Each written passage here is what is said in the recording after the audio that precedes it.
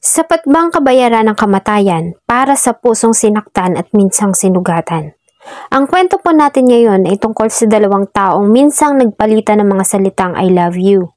Subalit sa paglipas ng panahon at sa mga kanya-kanyang dahilan ay winasak ng mga pagsubok at problema. Namuo ang mga galit na siyang naging dahilan ng isang karumal-dumal na krimen at nakadamay pa ng dalawang mga inosente. Samahan niyo po akong balikan ang kontrobersyal na kaso ng crime of passion noong 2022. Ito ay ang pamamaril ng isang retired Navy sa Taguig na pumatay sa 3 katao. Talakayin po natin ang Taguig shooting incident na sanhi umano ng love triangle. Bago ko po simulan ang ating story, sa mga bago po sa channel ko, please hit the subscribe button at pakipindot na rin po ang notification bell para ma-notify kayo pag may bago tayong upload na videos. Noong August 21, 2022, ay nakatanggap ng report ang tanggapan ng kapulisan sa Taguig City tungkol sa insidente ng pamamaril na kumitil ng 3 katao. Ang mga biktima ay kinilalang ang 25 years old na OFW na si Marie Angelica Villena, 36 years old na Grab driver na si Mark Ian Disquitado, at 22 years old college graduating student na si Tashane Joshua Branzuela. Ang insidente ay nangyari sa Block 5, Zone 1, Barangay Fort Bonifacio, Taguig City, ng bandang alas 3:20 ng umaga. Nang magtungo ang tauhan ng Substation 1 Police, ay nadatnan nila ang dalawang biktima na sila Mark Ian at Marie Angelica na nakahandusay at wala ng buhay. Kapwa nagtamo ng mga tama ng bala ng baril. Si Tashane naman ay nagawa pang itakbo ng mga rumisponde sa Pateros District Hospital, ngunit idiniklara ito ng attending physician na si Dr. Maria Cecilia Rojas na dead on arrival ng bandang alas 3:45 ng umaga. Ayon sa pahayag ng isang witness, ay nasa loob sila ng transient house nang makarinig sila ng sunod-sunod na putok ng baril mula sa labas. Nang tignan ay dito na nila nakita ang mga dugoang katawan ng mga biktima na nakahandusay sa sahig. Sa ginawang initial na investigation, napag-alaman nila na kararating lamang ni Marie Angelica Villena galing sa Calapan Oriental, Mindoro. At sinundo ito ng magkaibigang sila Mark Ian at Tashane sa Batangas Pier bago hinatid sa tinutuluyang transient house. Paalis na kasi ito at babalik na sa Japan kung saan ito nagtatrabaho bilang OFW. Nang tingnan nila ang kuha ng mga CCTV camera sa lugar, ay dito nakita nila na naglalakad si Villena, kasunod nito ang isang lalaki. Na marating nila ang gate ng transient house, ay makikitang pilit na isinasara ni Marie Angelica ang gate. Subalit dahil sa babae, ay mas malakas sa kanya ang gunman at nagawa nitong maitulak iyon at tuluyang makapasok. Dito na nito pinagbabaril ang nagmamakaawang babae. Paglabas ng transient ay binaril naman nito si Tashane na lumapit sa gate at ang dumadaan lang at nakasaksi sa pangyayari na si Mark Ian. Matapos ang pamamaril ay mabilis itong umalis sa lugar sakay ng minamanehong van. Agad din namang nalaman ng mga pulis ang pagkakakilanlan ng suspect. Ito ay ang dating live-in partner ni Villena na si Julian Paningbatan Jr. alias Jimboy, na residente ng 185 Amanco Siling Norte, Bayambang, Pangasinan. Sa ginawa nilang investigasyon ay napag-alaman nila na ito ay awol na Philippine Navy. Kabilang din ito sa top 3 most wanted sa kasong pagnanakaw, carnapping at pagpatay.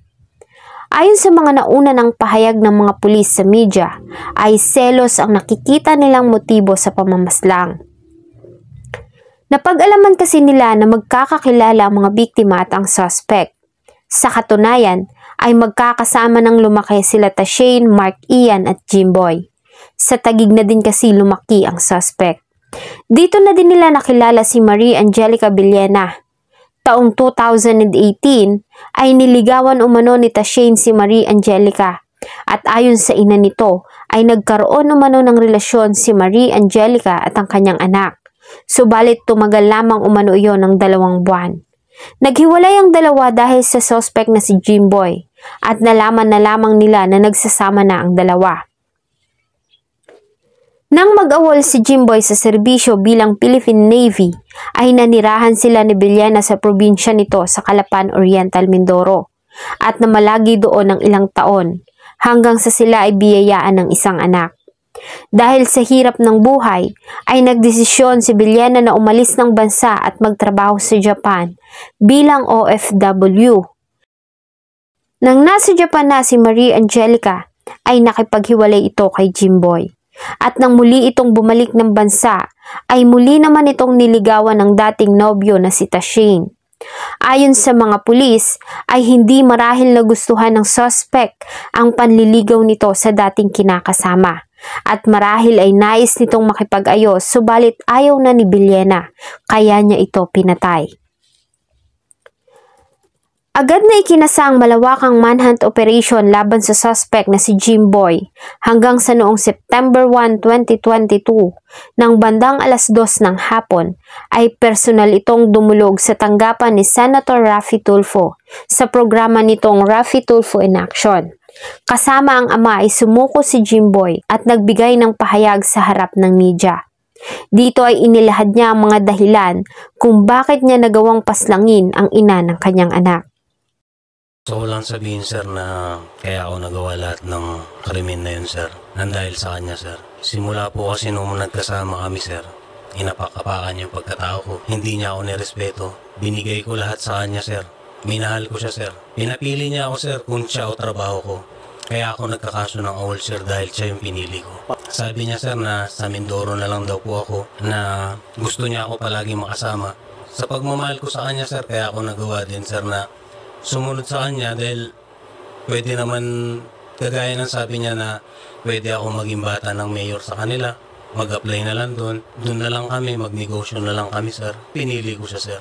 Gusto niya sir palagi kasama ko siya. Kaya lagi akong bumabiyahe na kahit duty ako, galing ako ng Cavite City dati sir, no, active duty pa po ako. Lagi akong pumupunta sa kanya, bumabiyahe po ako ng Cavite City to Mindoro. Lagi ko pong ginagawa yun sir. Kahit na wala akong pera, naubusan na ako, nag-uniform ako sir para lang mapuntaan siya, malibre ako sa barko. Kami sir, niloko niya ako, kaya ako po nasabing niloko niya ako sir, dahil kahit kami sir, kami na sir, pero nalalaki pa rin siya. Nakikipagkita pa rin siya sa ex niya dati. Nagkaroon ulit sila ng contact na nanggaling siya ng Japan dati nun sir. Nakikipagkita pa siya dun sa first boyfriend niya dati sir. Tapos, bago kami magkaanak sir, may anak na sana kaming kambal sir. Nagpadala pa ako ng pera nun dahil sabi ko alagaan yung bata. Kaso ang ginawa sir, pinalaglag nila. Kakuntsaba yung nanay niya at saka yung ate niya na nasa Japan. Ayon kay Jimboy, ay mahal na mahal niya ang dating kinakasama, na lahat umano ay kaya niyang ibigay para rito. Nang hilingin umano nito na iwan niya ang trabaho bilang seaman second class ng Navy, ay ginawa niya at pumayag na manirahan sila sa Calapan Oriental, Mindoro. Dito na umano nagsimula ang kanilang mga problema. Nang magpunta umano ito ng Japan, ay isinanla niya ang sasakyan na galing sa ama para gamitin itong pantustos. Nangako umano sa kanya si Angelica na pag nasa Japan na ay magpapadala ng pera para pantubos. Subalit hindi umano yun natupad at sa halip ay hiniwalayan siya nito. Ayon kay Jimboy, noong August 20 ay magkasama pa silang dalawa at kumain sa labas. Nagawa pa nga umano nilang maghotel para pag-usapan ng kanilang nakaraan. Isa lamang naman umano ang nais niyang marinig sa biktima. Ito ay ang katagang patawad. Noong time na nagkita kami sir, isa lang ang hinihingi ko sa kanya sir, yung salitang sorry. Pero tinawanan niya lang ako sir. Hanggang sa dumating sa point na pinatapos ko siyang kumain kami. Dahil ang gusto niya daw, kakain daw siya ng Paris, mga tumbong-tumbong soup, mga ganun sir. Dahil yun lagi ang pinagluluto ko sa kanya sir. Dumating sa point sir na yun, lumabas kami sir, nakita kami sa Taguig. Then after namin kumain sir, nag-hotel kami, nag-usap, pero wala naman pong nangyari sa amin dahil ang gusto ko lang sa kanya, gusto ko malaman sa kanya na bakit bigla niya akong iniwanan sa ere. August 21, 2022, ng madaling araw, ay naisipan niyang bumalik sa tinutuluyan nitong transient house sa Taguig. dahil sa nais niya umanong iabot dito ang pera na nagkakahalaga ng 3,000 piso para sa kanilang anak. Subalit na makarating sa lugar, dinatnan niya umano ito na nakikipag-usap kay Tashane. Ayon sa kanya ay nang dilim ang kanyang paningin at muling bumalik sa kanya ang galit. Kaya naman ay pinagbabaril niya ang mga biktima.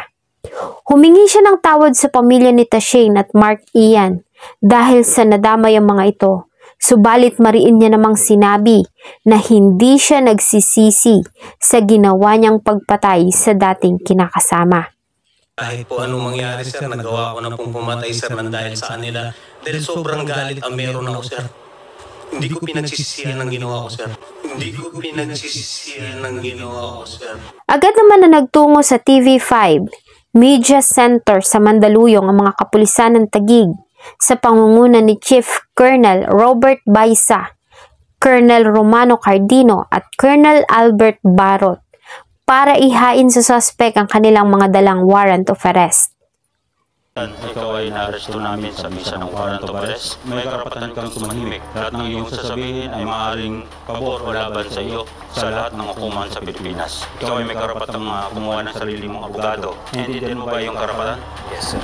Isa sa mga warrant of arrest ay para sa paglabag sa Republic Act 10883 o New Anti-Carnapping Act of 2016 na inisyu ni Judge Elmer Joseph Guerson sa Pasay Regional Trial Court Branch 114 noong December 1, 2021 na may recommended bail na 300,000.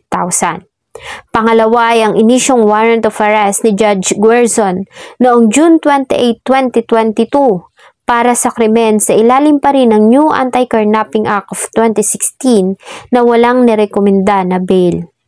Pangatlo ay ang warrant of arrest para sa paglabag sa New Anti-Carnapping Act of 2016 na inisyu naman ni Judge Virgilio Macaraig ng Manila Regional Trial Court Branch 34 noong August 1, 2022 na may recommended bail na 300,000. At ang huli ay ang warrant of arrest sa kasong pagnanakaw na inisyu naman ni Judge Marjorie Almuhera, Madrid, Sunggadan ng Pasay Regional Trial Court Branch 117 noong June 3, 2022 na may recommended bail na 100,000.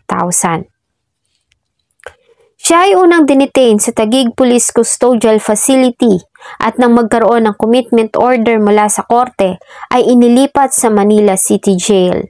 Ayon sa mga taong nakapanayam ng mga reporter ng RTIA na nakakakilala kay Jimboy ay hindi sila makapaniwala na magagawa nito ang ganong krimen dahil sa mabait umano itong bata. Ang biktima na si Tashane ay magtatapos na sana ng kolehiyo noong October 2022. Ayon sa kanyang ina ay napakaraming pangarap ni Tashane sa kanyang pagtatapos. At sinabi umano nito na hindi na niya papaalisin muli ang ama na isang OFW dahil sa siya na magtatrabaho para sa kanila. Taong 2008 kasi ay nasa Qatar na ang ama nito at nagtitiis sa malayo para sa kanilang pamilya at sa pag-aaral nilang magkakapatid. Palakaibigan din si Tashane sa edad na 22 ay inihahatid sundo pa ito sa eskwelahan. Wala itong bisyo at wala ding nakakaaway. Si Mark Ian naman ay may 5 anak na naulila. Ang bunso noon ay 1 buwan pa lamang. Masipag ito at responsable. Sa katunayan ay nagtatrabaho ito bilang Grab driver at food delivery para maitaguyod ang pamilya. Mabait din itong asawa at kung mag-aaway man sila ay hindi umano ito pumapayag na magtagal iyon. Noong gabi ng August 20 ay nagtungo ito sa Taguig dahil sa may paliga sila ng basketball at awarding night. At napadaan lamang ito sa area pauwi ng mabaril ito ni Jimboy. Sa huling interview ng RTIA kay Jimboy, nang ilipat ito sa Manila City Jail, ay muli itong humingi ng tawad sa pamilya na naulila nila Tashane at Mark Ian. Subalit muli din itong sinabi na hindi siya nagsisisi sa ginawa niyang pagpatay kay Marie Angelica at hindi niya umano ito mapapatawad. Ma'am, para sa akin po, nagsisisi po ako doon sa 2 pamilyang nagawan ko ng kasalanan. Napatay ko si Tashane napatay ko si Brad Ram. Pero sa magulang ni Angelica at kay Angelica, ma'am, hindi po mawawala yung galit at ano, ma'am, sa akin. Siguro matututunan ko rin tanggapin ng Panginoon, ipuin yung puso ko para magpatawad sa kanya. Pero yung ginawa kong pagpatay sa kanya, ma'am, hindi ko po pinagsisisihan, ma'am. Subalit anuman ang dahilan na hindi pa rin iyon sapat na katwiran para kitilin niya ang buhay ng mga biktima. Inalisan niya ng isang ina ang sarili niyang anak. Paano na lamang ang 5 bata na nawala ng kanilang haligi ng tahanan? At ang mga magulang na iniwan ng kanilang anak na 22 years nilang inalagaan. Ang mga pamilya ng biktima ay nabutan naman ni Senator Raffy Tulfo ng halagang ₱250,000 ang bawat isa. Ito umano ay para sa mga gastusin sa pagpapalibing at sa iba pa nilang mga pangangailangan. Salamat po sa patuloy na pagtangkilik ng atin pong mga videos. Huwag niyo pong kalimutang mag-iwan ng inyong saloobin at suggestion sa atin pong comment section. Sana po ay samahan niyo po akong muli sa susunod pa nating mga episodes. Thank you so much po and see you on my next video.